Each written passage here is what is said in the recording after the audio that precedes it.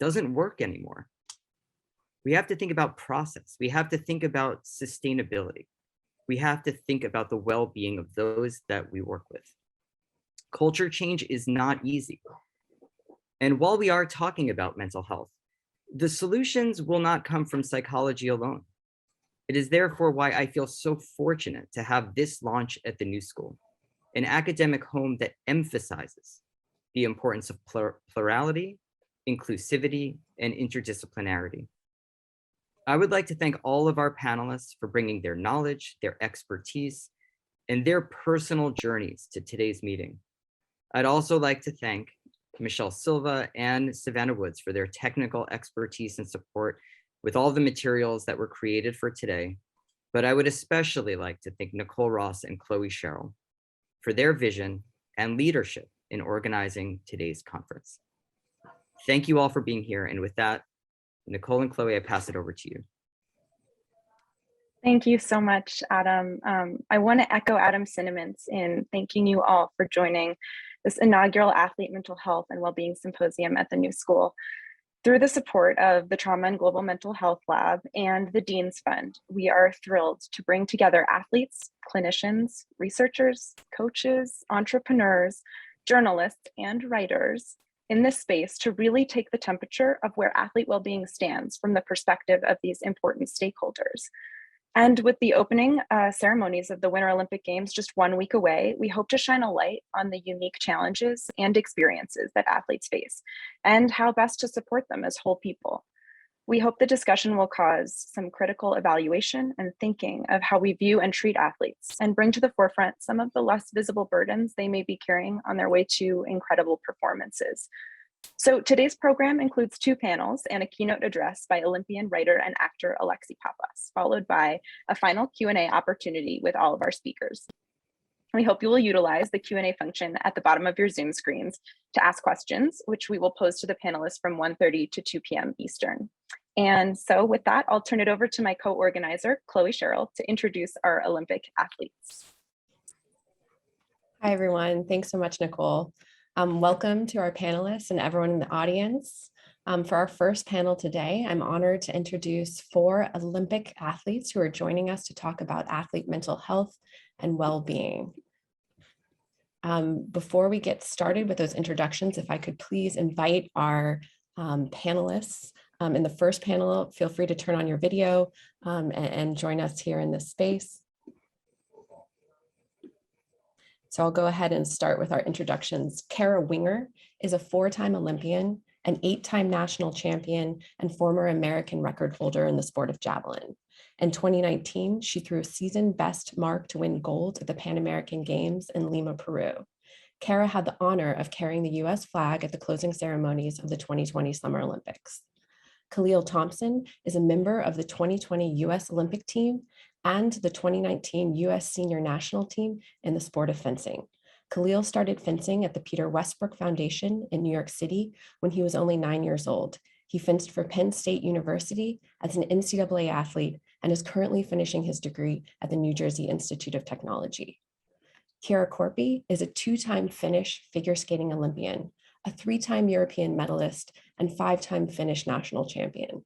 She retired from competitive skating in August of 2015 and is the author of the book, Surviving the Ruthless World of Championship Figure Skating. As a coach and entrepreneur, Kiira incorporates the principles of positive psychology in her role as the founder and director of Kiira Korpi Coaching. Nicole Ross is a 2-time Olympian in the sport of fencing and represented the United States as the captain of 10 consecutive World Championship teams. She is a world champion, multiple-time World Cup and Grand Prix medalist, an NCAA champion, and has been ranked as high as number 4 in the world.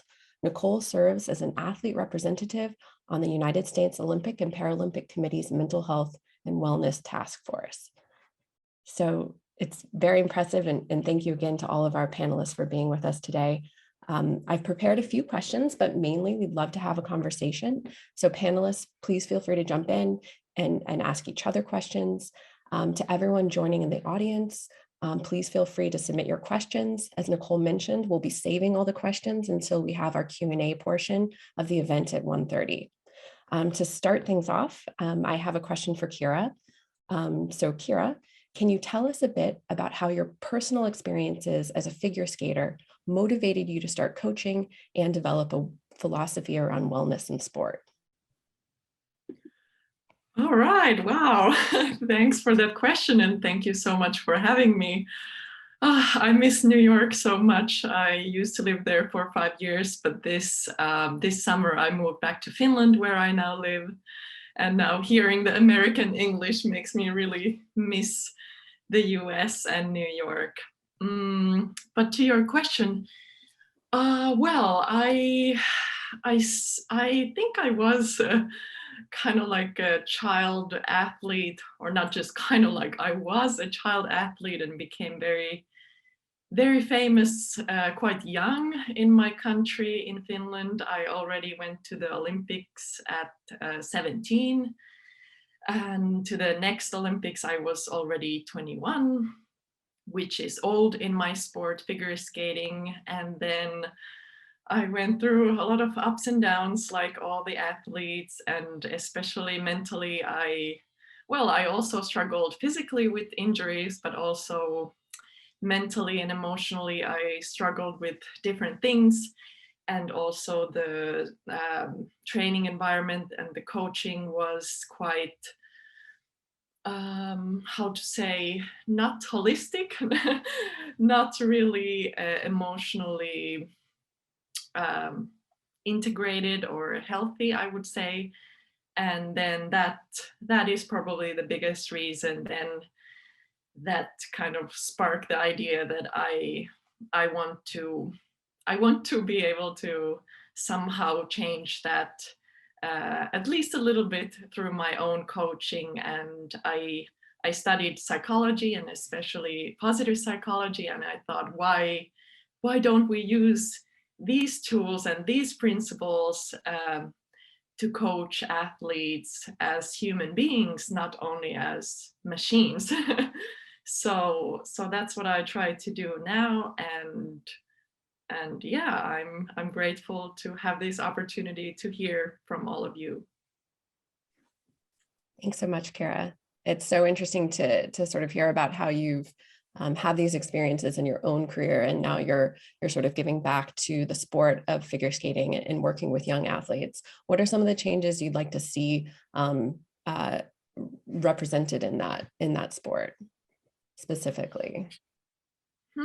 Well, probably the biggest reason why I wrote my memoir, my book, which is now being translated, or has been translated into English and is coming out this spring, is that I saw the need for the change in the coaching culture, especially what comes to the psychological knowledge or the tools that the coaches use, because I see in my sport that a lot of times the coaches use emotional abuse in a form of, like, they think it's a valid and even effective way to teach the athletes and get the best out of that. But as we who have studied psychology, performance psychology, we know that that is definitely not the best way. It is a good way to really destroy the athlete internally, and that's definitely not what I want. So I would like to see the change in the figure skating culture, especially what comes to the way we treat child athletes, so that we kind of, instead of trying to break them with the physical training and the emotional training, we try to lift them up and build them up, so that when they stop skating, they would feel more whole and strong and healthy, not injured and broken internally, like I see now happens too often. Thank you so much, Kiira, for sharing. Khalil, I know you also are an athlete who started at a very young age, beginning your career in fencing at only age 9. Your courage in sharing your story has inspired so many. Can you share with us a bit about what happened to you when you faced a mental health crisis as an NCAA student athlete? Hi, everyone. Thank you for having me, Nicole and Chloe. And yeah, I can. When I was 19 years, around my 19th birthday, as my second semester at Penn State, my sophomore year, I noticed some irregular behavioral changes, along with like my developed insomnia, poor eating habits. I started keeping a lot more secrets from my friends, stopped talking to my family back home in New Jersey, and then I would have these sudden outbursts of anger and rage. And then eventually, when I came home, I had a really bad outburst of rage. Thankfully, though, that summer I was seeking help, and I eventually took an entire year off from school. It was supposed to be became Oh a no. another semester, and then it became I just wasn't going back to Penn State. Um, And in that time, it was many questions of what I was doing with school. Where am I going to go? Nobody really knew what was going on with me. So I one day was just like, I'm going to write a post on Instagram about this. And then I did. And it was just one of those, I wanted people to stop asking questions, but so many people resonated with my message because I was diagnosed with severe depression and anxiety. And so many people were coming forward about how they were having these issues. Some of their family members were having issues. People were asking me how I coped with it. And since then, I've just been trying to help some of my friends or younger Black kids in fencing with the same issues. That's such a powerful story, Khalil. I'm curious, you came forward and you were so courageous in sharing that, intensely personal experience on Instagram, and you got so many people that really that resonated with and that reached out to you. What, in your opinion, are some of the benefits and drawbacks of speaking publicly about mental health challenges as an athlete, in your experience? I think the advantages is that it opens a conversation for many people. Um, as athletes, we're always told to just, ignore everything and always press forward, good or bad. Um, but the bad, when it comes to mental health, sticks with you for a very long time and will severely affect your performance, not only in sports, but also in life. So in your mental health, you need to address those issues. Coming forward with it publicly, though, there's that uncomfortability with people knowing your personal life. Um, but I think that's a willing sacrifice if it means it's going to help myself or it's going to help someone else come forward and help solve their own issues. Thank you for sharing. I'm curious, we've had a few conversations and I know you've mentioned that there are different times when you felt that stigma was something that was on your mind as you were, thinking about mental health and sort of working through some of these mental health challenges you've experienced. What, in your opinion, and how do you feel about mental health in terms of stigma, and how has that impacted you as an athlete and an Olympian?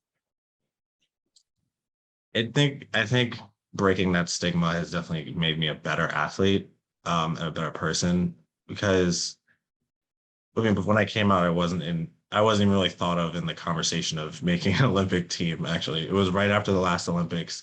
I was ranked like 40th in the country in like a lower age category. I wasn't even on the scene of like where Nicole was. But then, when I came forward, it gave me the confidence in myself to face these issues. And I realized if I can face these issues with myself, I can face any person that I have to compete against. And I was always thinking back at the young kids at my fencing club, the Peter Westford Foundation. It's mainly minority kids, and I wanted them to realize that, someone who looks like you can go through these issues and hopefully, at the time I was like, hopefully make it and become an Olympian, and which we all strive to be. Thankfully, it worked out.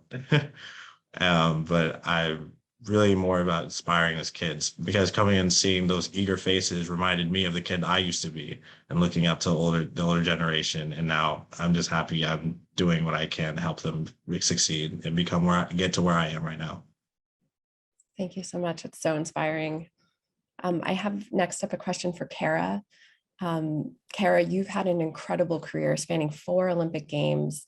As you look to the future and your retirement from sport, what does mental well-being mean to you? And how are you approaching this transition from a mental health perspective? Great questions. First of all, thanks for having me. Super happy to be here. This will be my last season as a javelin thrower. Tokyo, as you said, was Olympics #4 and a really surprising, incredible, kind of all things at once Olympic experience to wrap up those 4 Olympic Games. So as I approached this last season, I really wanted to honor kind of getting everything I possibly could out of it. So I started therapy right before New Year's, and I've done sports psychology before. It's been, mildly successful. Like, I never felt like I was that stuck. I've had a lot of injuries, which mostly felt like what the issue was in performance at the highest level. But therapy for me is different because it's all about me as a whole human being versus as an athlete. And it's been really helpful to even have just 3 sessions so far and really be intentional about how I'm approaching this last season to get everything I possibly can out of it. Like, maybe I won't have the massive results that I did as a 24-year-old before, these injuries set in. But maybe I will, because I'm going to have a great time intentionally with some decisions that I've made. My husband's going to coach me, like really fun stuff that I know just will take me back to everything that's ever been fun about the javelin and prepare me for the fact that even if it's not fun, I have a lot of really great stuff in my life that's not about sport that I have to look forward to. So I think approaching the end of my career, understanding that I've come really far through difficulty in sport and been able to focus on developing other parts of my life will carry me well into the rest of my life. But I do still love it. So I wanted to give myself every opportunity to have a great time for one more year. That's awesome, Kiira. Thanks so much for sharing. And it's so inspiring to hear your story and to have you here. I'm curious, you just mentioned this idea of, having been in working with a sports psychologist and now working with a therapist. I'm curious, do you see a place for each within athlete well-being and sort of what would maybe be your advice to other athletes around kind of like seeking services, maybe outside of sports psychology, working with a therapist, something like that? Yeah, I think for me, it was the perfect time. I started a full-time job in the fall of 2020. I had also torn my ACL for the second time. So I was a couple of months out of surgery when I got this full-time offer within a year of that last Olympics. So just not ideal timing as far as injuries are concerned. And I never saw that second injury coming. So for me, it was just a massive time of change. I had already been working not full-time, but hourly for the same company that hired me full-time. So I had some introduction to it, but when my injury happened, it was really crisis mode for especially the first couple of months. And I know some people on this call have dealt with those exact same emotions with the exact same injuries at what feels like the exact wrong time. So at that point, it's out of your control in a way that means sports psychology didn't feel like it would be helpful. Like, I needed to be more confident in other parts of myself as Kiira Winger, as a whole human, to get myself through the physical injury part, through the sport part. So you can do as much like meditation and visualization as possible, but especially that being my second ACL, like, I knew how to get through it. Physically, I didn't know how to get through it as a 35-year-old mentally. And that really meant I needed to call in different mental health professionals. But I would say, like, it's absolutely individual, and mental health is individual. So if you're a younger athlete and it's your first major injury and you're just really focused on getting back, like, maybe sports psychology is what's best for you. But for me, as someone facing the rest of my life and having already the knowledge that I could get through it physically, but needing to like comfort myself in different ways and focus on other growth, therapy was the right choice. The more holistic, total picture. That's awesome. It sounds like you kind of maybe later in your career as an athlete, you've kind of come to maybe see this broader sense of well-being beyond sport and sort of yourself as sort of looking to the future, which is really exciting. We look forward to kind of following your last season this year, which is very exciting. Thanks. So I know you just brought up the topic of injury, which is such a huge thing for athletes. And I know you alluded to another one of our panelists who has had an injury. And so I'd like to turn it to Nicole. Nicole, you faced a very serious injury leading up to the 2020 Tokyo Games. Can you share with us a bit about that experience? Yeah, definitely. And it's really awesome to be here with all of you. And thank you so much for everyone who's shared so far. And like Kiira said, we actually became friendly and got to know each other and understood that we were teammates through both of our injuries. But I tore my ACL in December of 2019 as an athlete who was 30 years old at the time, and sort of, entering that twilight phase of my career, hoping to qualify for potentially my last Olympic Games right at a moment in the middle of the qualifying season.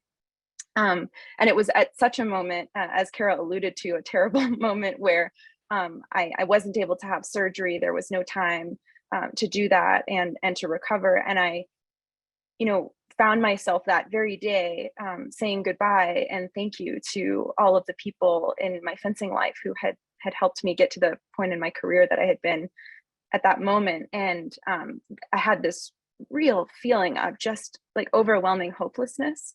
And at having put so much of my life and so much of my time into this goal of making an Olympic team, and then all of a sudden being left, unable to walk and really without the tools that I knew to be an athlete, and even to sort of be a person who could get through the world and walk through the world and run and jump and do all of those things that we all want to be able to do. And so that experience of really hitting kind of like a rock bottom emotionally as a result of that injury had a lot of silver linings, in fact. And one of them, as Kiira alluded to, like she had, you've started working with a therapist. I feel really thankful that I was in therapy at that time, and that I was working with somebody who I trusted, who, had seen me go through various things in my career at that point, but also in my personal life.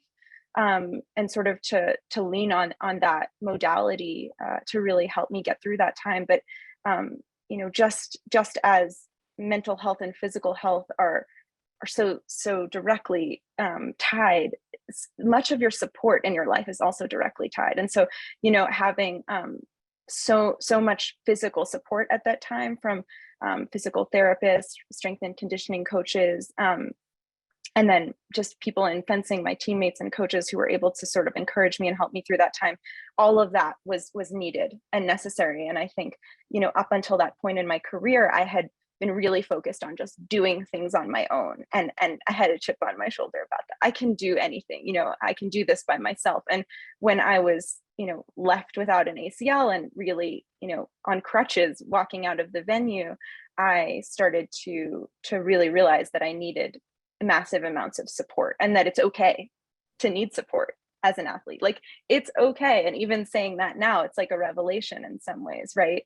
But we're taught to be these people who like don't need help, I don't want to ask for help, don't want to look weak, I can do this by myself, I can withstand any low point. And that experience really taught me it's just not the case. It's okay to have a village of people surrounding and supporting you, and it's important to thank them and to recognize them. And I try to do that as often as I can. But yeah, that even having Kiira around, as someone who had gone through that before, was a massive help to me at that time when I was really feeling hopeless.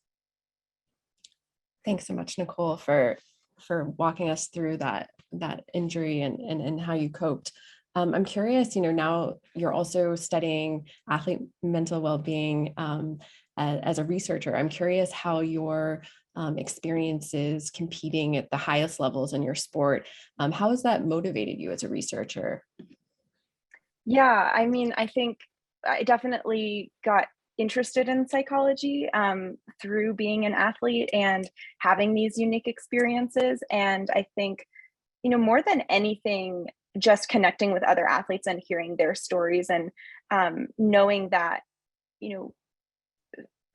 those feelings of those low points in your career can happen at any moment, really, for anybody. It doesn't have to be an injury, a physical injury. It can be depression, it can be anxiety, it can be a loss of a family member or a friend.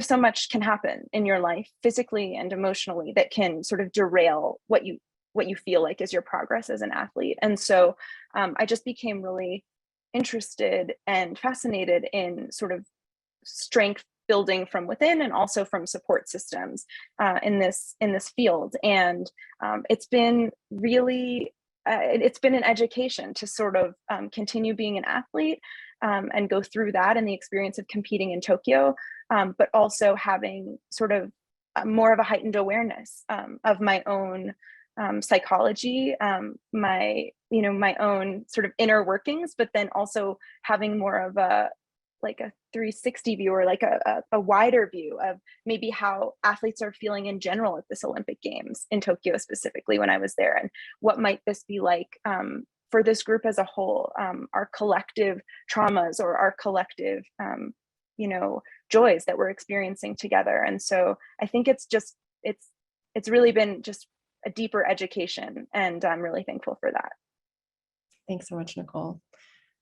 So I was wondering if we could also go back, Kiira. I know we've talked a bit about some of your experiences leading up to the time that you retired from competitive skating, and you did mention that you had experienced some sort of issues that cropped up even like in the middle of a competition where you have, a whole arena of people watching you. And I'm curious if you could tell us a little bit about that experience of what happens to an athlete when a mental health crisis or issue crops up and you're actually literally in the middle of the competition. Yes, yeah, it's been some years already now, so I'm more comfortable talking about it now than I was some years ago. But yeah, I went to my last competition, which going into the competition, I didn't know that it would be my last competition as a professional athlete, but it was the World Championships in China in 2015. And I was very anxious going into it because I had a serious injury and I had just managed to somehow recover and make it to the competition. But I guess I was so stressed about the injury and recovering fast that I became more and more mentally unwell. And I also had a abusive coaching relationship, which definitely didn't help my emotional well-being. So when I was in China in the actual short program competition, I just completely, I don't even know what word would I use, but I couldn't do anything. It was like I started skating yesterday. That's how I felt. I fell all the jumps, and and then at the end of the program, at the last minute of the program, I guess it was so traumatizing to totally embarrass yourself in the middle of this arena that in the last minute of the program, I remember then watching myself skating from a few feet or meters above myself. And I was wondering, how can I be here looking at myself skating this step sequence on the ice, and at the same time, like, how can I be in two places at once? It was such a strange experience. But afterwards, I have then realized that it was probably like a trauma-induced dissociation, even from your body. So it was, that's my experience. And then it took a long time to then work through that with the therapist. And then now that I've had some distance and I've talked with other athletes, even Nicole, we discussed before that you have had some similar experience, and I also know other athletes that have experienced this, that in the middle of the performance they feel like dissociated from themselves. So I guess it's not that rare after all. Thank you for sharing. It sounds like it was a very terrifying experience to be in that moment, and also to have that sort of negative coaching force there as well. But it sounds like you have been able to maybe sort of access the support network of other athletes and learn that there are other people kind of facing the same challenge and having this experience. I'm curious, sort of now that you have sort of transitioned into this role as a coach and as a mentor to younger athletes, how have experiences like that kind of informed how you maybe would sort of have, what sort of energy you would bring to coaching and being on the sidelines when your young athletes are performing? Well, I try to be a supportive and a positive coach and force in the lives of the skaters that I get to work with. And yeah, I use the tools that I learned from positive psychology, that I try to focus on the strengths of the people and also try to see what's right and not only point to the mistakes. And I know a lot of athletes are so self-critical that they only see the mistakes and how they need to get better. But I try to remind the athletes what they are doing right. And before they go to the competition, I always tell them that I appreciate them as athletes and as human beings, and no matter how the performance goes, I'm grateful that I get to work with them and see them grow as athletes and human beings. And yeah, I also get to grow in that process. Definitely. What you're saying kind of reminds me of what Kiira touched on, this idea of the athlete being more than just a performer or an athlete, but also a human being, and that mental health is such an important component of that. Khalil, yes, and even sorry for no, go. Speaking, but even I think even children have so much wisdom inside of them, and sometimes if the coaching is too like top down, there is not really a dialogue with the child or the children as a team. I think it loses something, and the children don't grow up with a lot of self-esteem, and they don't know about their inner resources if the coaching is too much coming from the outside, like everything, the plan and everything comes to them. I try to engage them a lot. It's a little bit more work and different work, but I think in that way the skaters really own their own skating career. They own their own bodies and their minds and their thoughts and their dreams, and that's what I would like to see more and more. You have such a wonderful perspective on the sort of developmental life of an athlete, from a young age, and this eye towards sort of looking to the future and maybe life beyond the sport. And especially when an athlete starts at such a young age, it seems like it's so important to make sure that coaches are nurturing young athletes so that they can develop a sense of self, and they can develop self-esteem and confidence, and that it's not just about the end result and the medal or the whether they reach the podium and that sort of thing. I'm curious, this idea of like having a really important mentor figure, and I know a lot of the panelists have mentioned that they have these types of figures in their life. Khalil, I know in particular, you've told us on different conversations in the past about some of the important people who have helped you navigate not only your fencing career, but perhaps even more importantly, your well-being as a human being. And I'm wondering if you could tell us a little bit about what that's been like for you. Hi, yeah. First, my great mentor is the founder of my club, Peter Westbrook. He is 6-time Olympian, the first African American to medal for the United States in fencing at the '86 Games. He wanted to give back, so he started the Peter Westbrook Foundation. And since then, he's had many Olympians since 2000. My coach, Aki Spencer L, being one of them. My other teammate and my mentor, Daryl Homer. But Peter is probably my greatest mentor. And the funny thing is, I didn't really go to him when I needed help. He came to me because he noticed something. He was like the first person to really notice something different about me.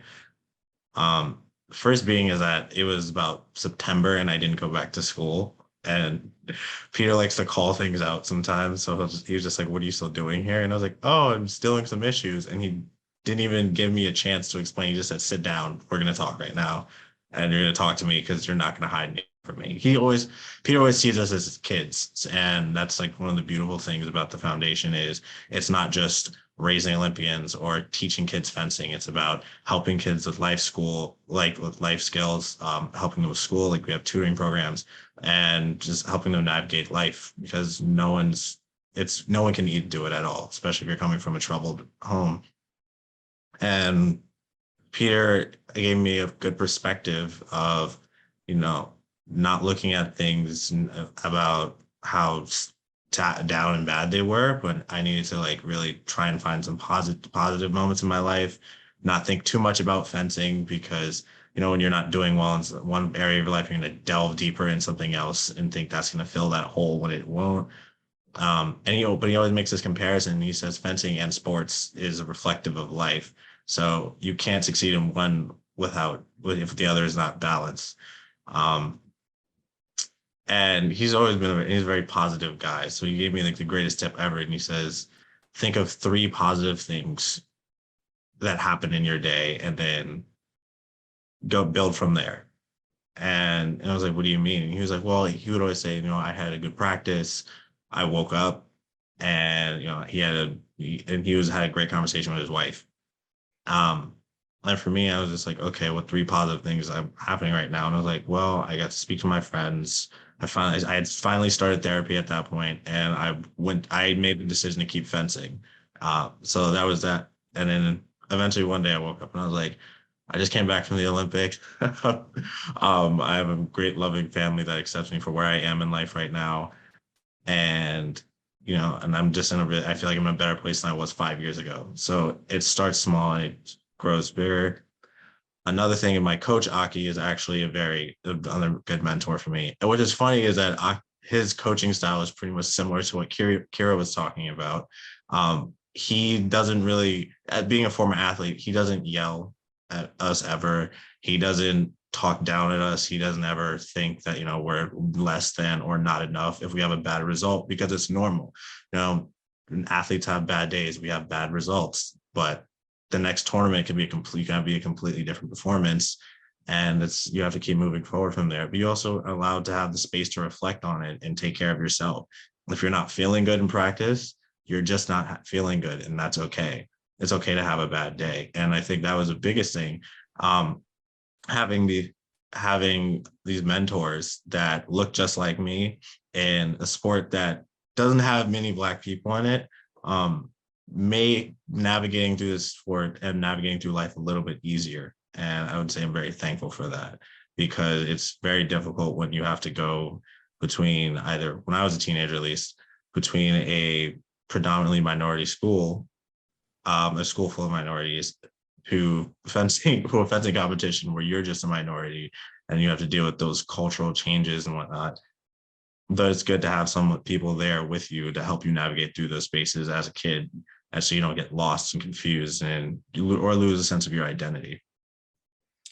Yes, thank you so much for sharing, Khalil. And I'm curious about this idea of like coming, you mentioned how fencing is a predominantly white sport, and I'm curious how that also maybe was a factor at Penn State and coming to college and curious about sort of how being a Black athlete, how your experience sort of at these different time points. I know we've talked a little bit about Penn State and sort of the culture there around sort of it being a college, a party school, let's say, or, things like that. How has that impacted your experience?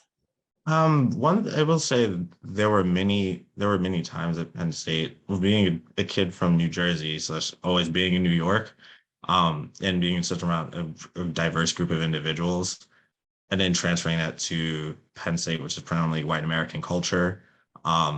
That I don't want to say it was bad, because I did have good moments at school.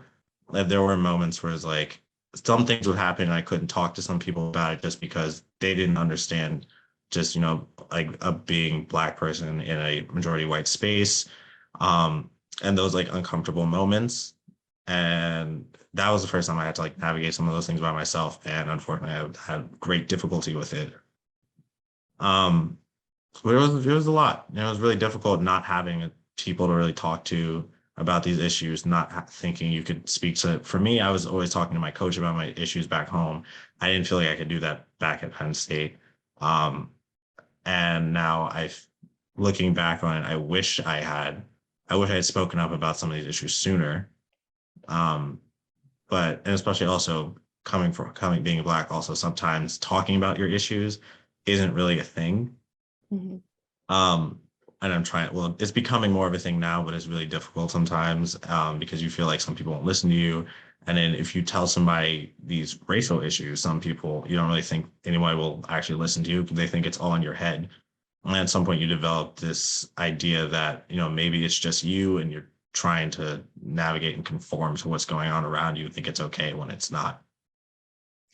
It sounds like you reached out for support when you needed it, even when it was so hard to do that. I'm curious, knowing now that you say you're in sort of this better place now than you were 5 years ago, kind of with that in mind, like if you could say anything to young athletes, and perhaps young athletes of color, like what would a message be to young athletes as they're kind of starting perhaps their NCAA careers, and what would you want young athletes to know? I believe that first, it's okay that if you're not feeling well, it's okay to speak up and say you aren't feeling well. Definitely let your coach know. Definitely reach out, seek other help, not just a sports psychologist. Maybe you could seek a therapist. In my opinion, the two operate a little differently. Stay in contact with your families, because being a young kid, but you have to operate with this very professional schedule, which you're not used to, and it's really difficult to do so. And and you're competing with other people on your team, unfortunately. So your teammates are like a little bit of competition. So some people want to see you, not succeed as well. And then use your voice. I think that's the biggest thing, is that sometimes as athletes, some people want to silence athletes. It's like, no, the quote unquote shut up and dribble, or stay in your lane and just focus on what you're supposed to be doing as an athlete. It's okay to speak up and say, no, this isn't okay, and I don't want to accept that at all. So powerful. Kiira, I'm curious, just kind of like thinking about this idea of speaking up and sort of finding a voice. I'm curious kind of what you make of that, going into your final season in javelin, and sort of wanting this. It sounds like you've been very proactive in kind of figuring out like what you want for this last season.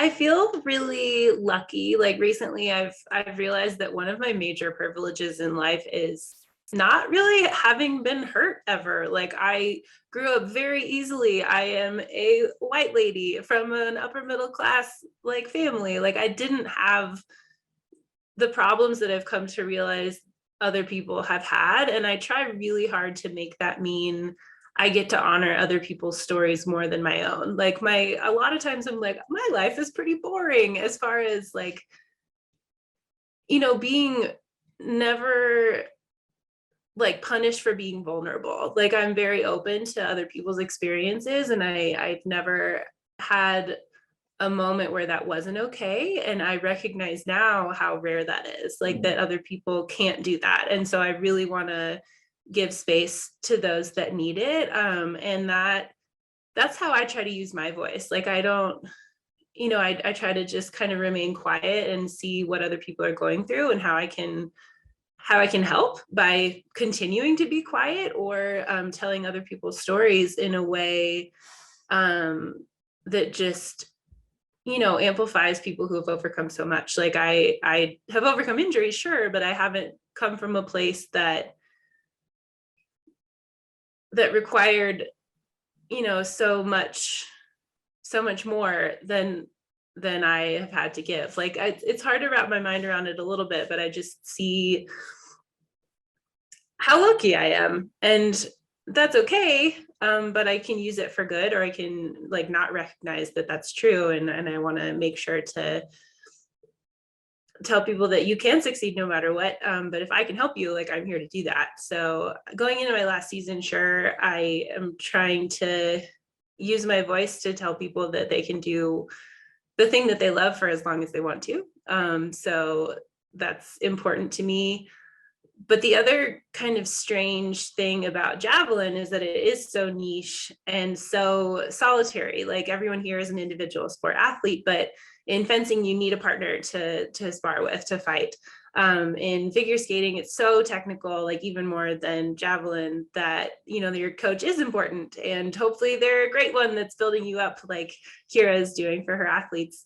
But even if not, like you need a lot of input. And javelin, like I definitely need to learn technique, but I've been really alone and able to feel all of my feelings and not had anybody tell me that that wasn't okay for my entire career. So I see how lucky I am in that. Like, could I have used more technical input? Maybe, but I'm also really grateful to have had this space to just experience like every little piece of my career, like the good and the bad, because it's okay for it to be both. And no one ever told me that that wasn't okay. So it's just kind of been a thing that I naturally came to. And if I can demonstrate that for people, then that's what I see as my role. Tokyo was absolutely that experience. I was elected flag bearer by my peers for closing ceremonies, and I cannot believe that happened. Like, I'm so grateful to all of these people who have led such incredible lives, all of these like diverse, amazing, astounding, like people who have overcome so much more than I have, to look at me and say, thank you for the way that you've supported us. We see you and we want you to represent us. Like, that means more to me than any athletic accomplishment I have ever had in the world. So if that has become my legacy, that I've just supported other people, I am 100% okay and grateful and happy about that. So if that's my voice, awesome. That's wonderful. Thanks so much, Kiira. And so inspiring to hear about sort of how, looking back on your career, like it sounds like what has been so important to you and meaningful is the connection to other athletes. And like, for example, meeting Nicole at the Olympic Training Center when you were both rehabbing your injuries, and like the powerful connections that athletes can really support each other and allow each other to be vulnerable. It sounds like a lot of athletes on this panel have sort of experienced injury or, abusive coaching or these different hardships, and where athletes are maybe told that sometimes that they can't be vulnerable, but it's so important to give space to that. I'm curious, Nicole, kind of, thinking back on your experiences as an athlete, what does sort of being vulnerable mean to you? Yeah, thanks for asking that, Chloe. I think, that this conversation has sort of made me think of a quote, actually, that one of the panelists, who you're going to hear from in a few minutes, Ivan, wrote in his recent op-ed, but he said vulnerability is toughness.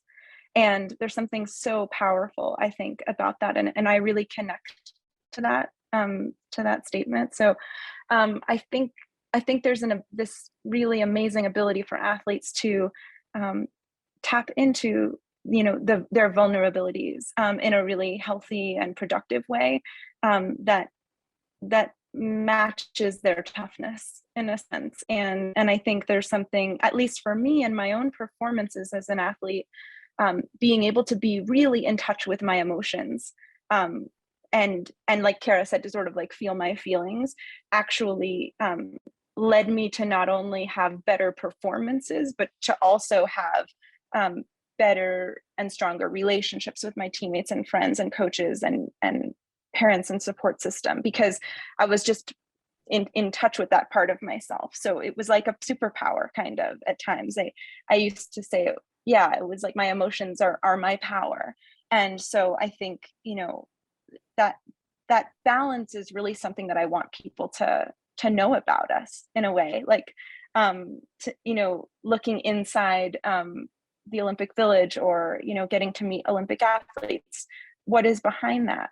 There is a lot of vulnerability, and there can be a lot of pain and joy and all of these complex emotions, but it can really be a source of strength, I think, for us. And so that's something that I want people to know about. Yeah. Yeah, it's so incredible. This idea of like also the performance being something that maybe us in the audience see athletes and we see you guys compete, and there's maybe a lot of things that are happening under the surface, and it seems like increasingly maybe mental health challenges are kind of starting to be something that athletes feel comfortable coming forward and talking about.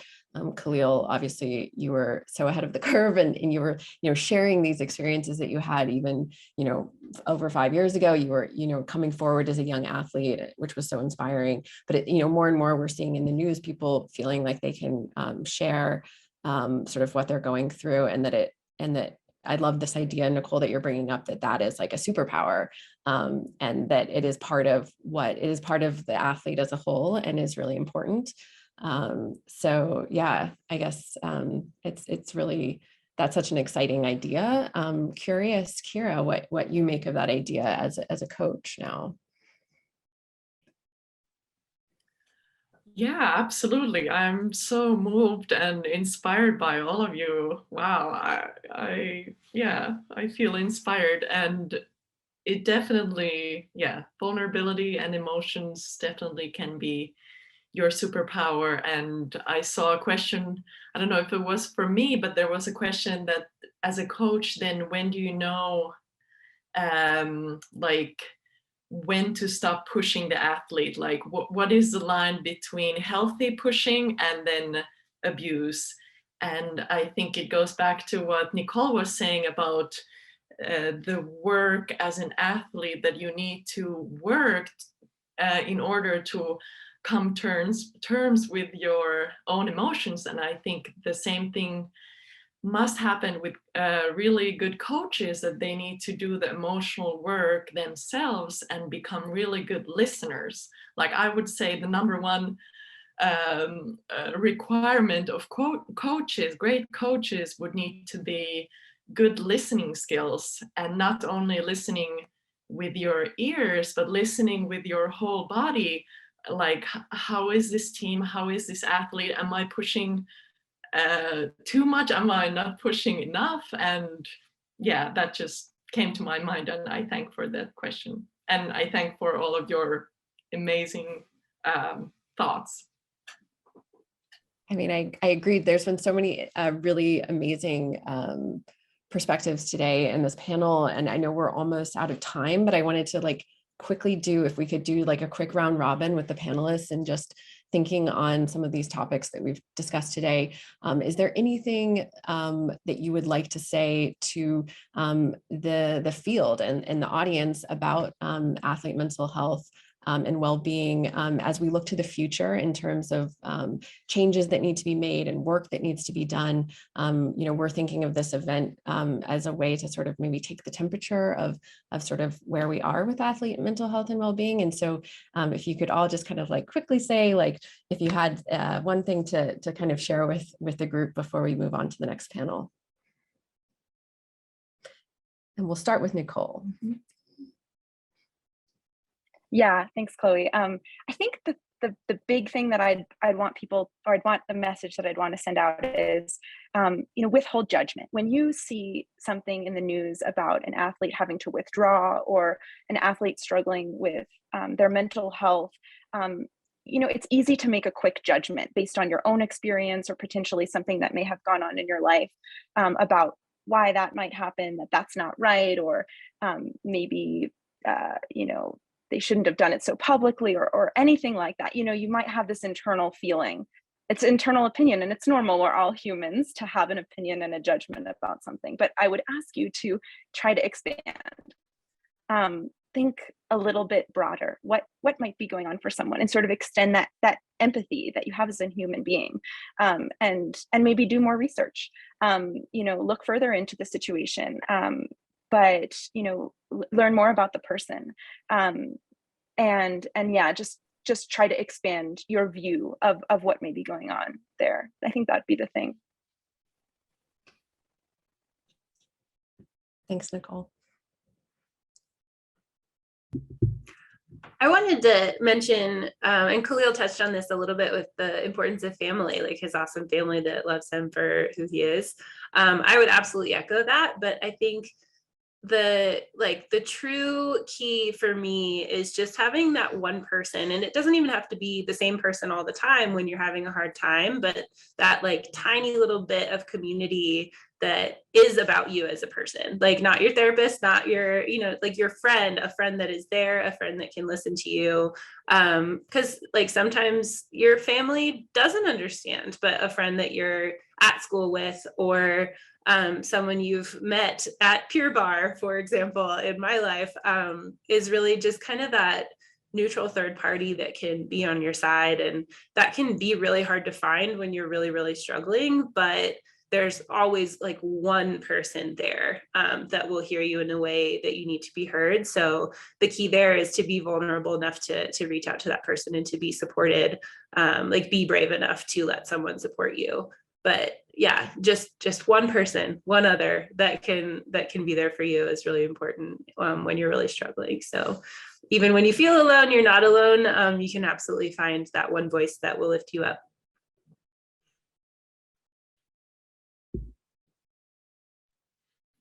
I would like to, sorry, Khalil, I would like to say to the athletes that that the mental qualities, they are like the physical ones too, that you can really train and improve them. That, for example, if you're very self-critical, you can really train your mind like a muscle with some self-compassion exercises or things like that, so that you have a more, I guess, so you can bounce back better from the setbacks.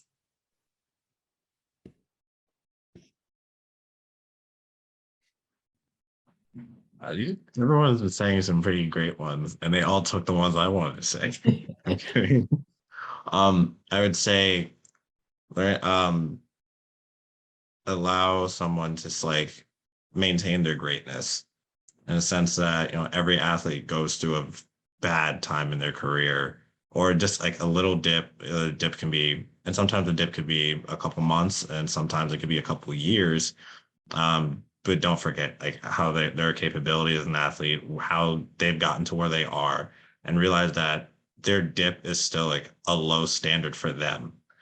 So understand if Naomi Osaka lost her first match, it doesn't take away that she's still a great tennis player.